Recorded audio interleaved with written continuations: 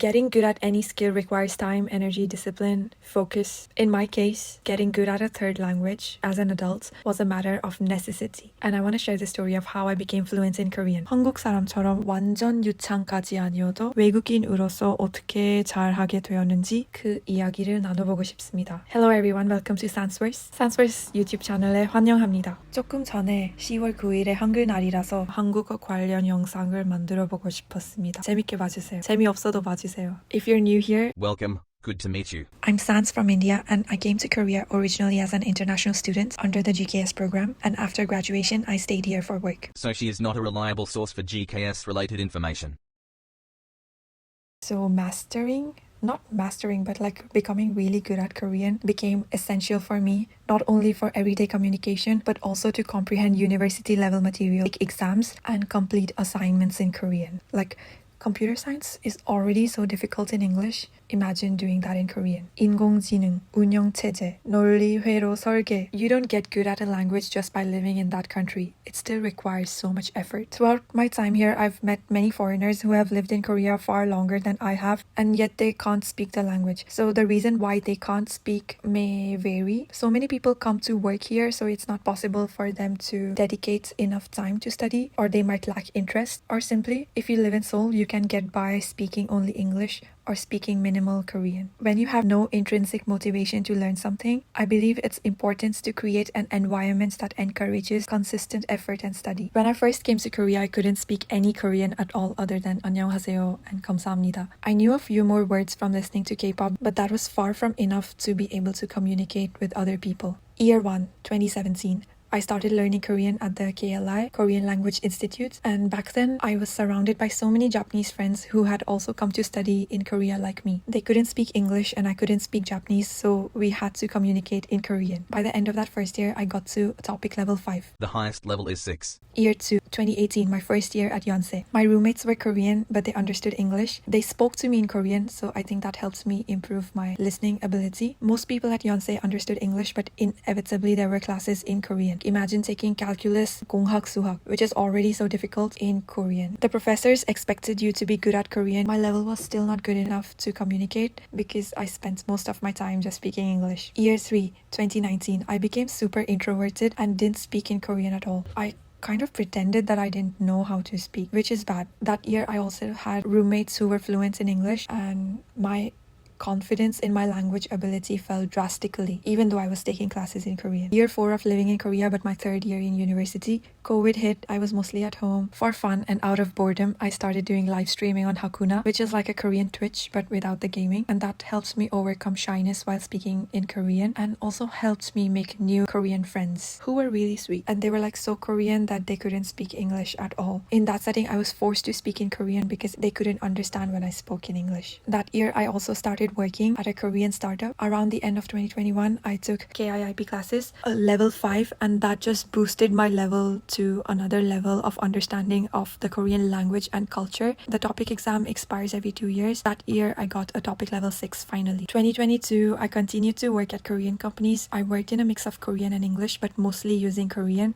So I was still pretty confident in speaking Korean. And then I started preparing for TOEFL because I wanted to study in the US and I was kind of losing hope in my life in Korea. I ended up surviving though. Year 7 of living in Korea. When I started working at an English-speaking company, even though it was my 7th year, my language ability deteriorated, descended, dropped. I took topic again this year. It was still level 6, but kind of lower than what I had gotten the last time. So the lesson there was that the number of years you've known something for doesn't matter. Meaning I know Korean since 2017, but that doesn't mean I've been using it consistently since 2017. When it comes to language and coding skills, how much you use it and how often you use it matters way more than how long you've known something for. Where to start learning Korean as a beginner? Learn the script. Hangul was designed to be easy to learn by anyone. King Sejong the Great created this writing system in 1443 because he placed a heavy emphasis on education and wanted to empower the general public during his reign. Hangul is really easy to learn. One can learn it within 2 hours to 10 days. 10 days is too much, but once you have the scripts down, start learning the basic vocabulary. The more vocabulary you know, the more you would be able to express yourself in this language. And next is the study of grammar patterns. This is the part that I also struggled with a lot because there are so many grammar structures and patterns in Korean. I would say it's a bit similar to Hindi and Japanese.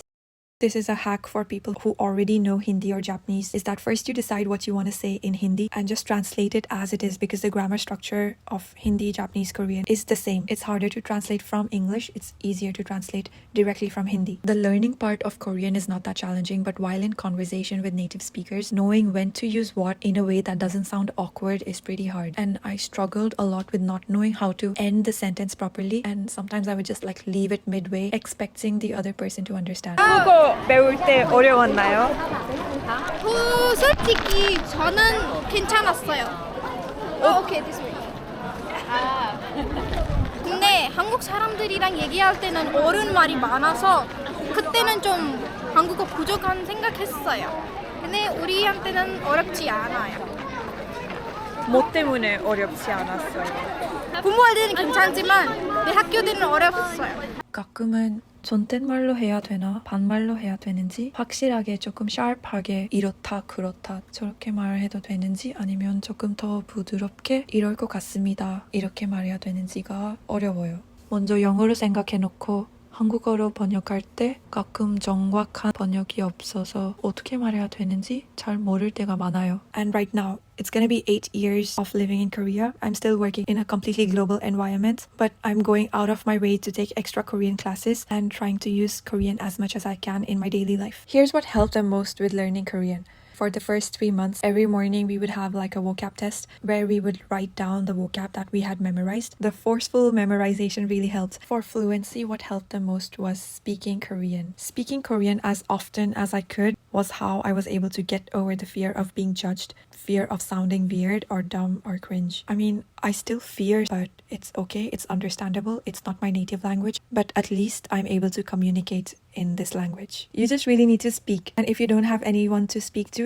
yourself. Okay, I admit that that's really bad advice. These days I'm pretty sure that there are so many apps for language practice. I would say use an app where there are Korean people who can't speak English but still have the patience and willingness to talk to foreigners who are trying to learn Korean. I think it goes without saying that one must be careful on those apps because people misuse it. Some people can be whack. No app has sponsored me to make this video, but I would still recommend something like Hakuna or Azar because you can literally just sign up and start hearing Korean and start talking to Korean people. These are the apps that helped me practice Korean when I was in quarantine. Mimic how your favorite characters speak. 원망, 분노, 수치심.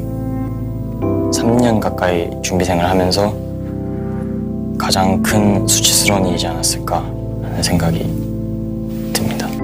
2, 1, 생일 축하해. For practicing pronunciation. And one of the games that I really enjoy playing with friends is Hunmin Jeongum, where you cannot use any foreign words. You only have to use Korean words for the conversation. You can't say words like computer, video, game. The final message is to have fun with learning a new language. There's so much amazing content in Korean, shows of the K-pop idols, Korean dramas, K-pop music. Understanding all of that content without subtitles could be a motivation to study Korean. Talking to Korean people is more difficult than I thought, but once you get better at Korean, it becomes easier to make Korean friends. Hello. 안녕하세요. 이거 무슨 아웃핏이에요? 네. 네, 그 그림 그리는 관청에서 네. 동화서라는 관청에 화원을 했죠 혹시? 자원활동 네, 자원활동가요. 오, 네. 멋지세요. 네. 내일부터 활동하거든요. 국경전 앞에서 지금 일요일까지 오전 10시부터 오후 5시까지. 오. It feels so 힘들어. 그리고 지금 블로그 찍고 있는데 혹시 괜찮으세요? 찍어도 괜찮을까요? 맞아요. 오, 안녕하세요. 처음 봐서 좀 신기해요. 너무 더워요. 우리 가봐야 돼요. 안녕히 가세요. 바이바이. It is cute. पर मैं समझ नहीं है वो क्या कर रहे हैं. मैं समझ नहीं आया. मुझे भी समझ में आया. पेंटिंग का कुछ कह रहे थे क्लास में. Like 글쓰는 they writing something. With the calligraphy thing? Yeah, maybe. Maybe. Assume.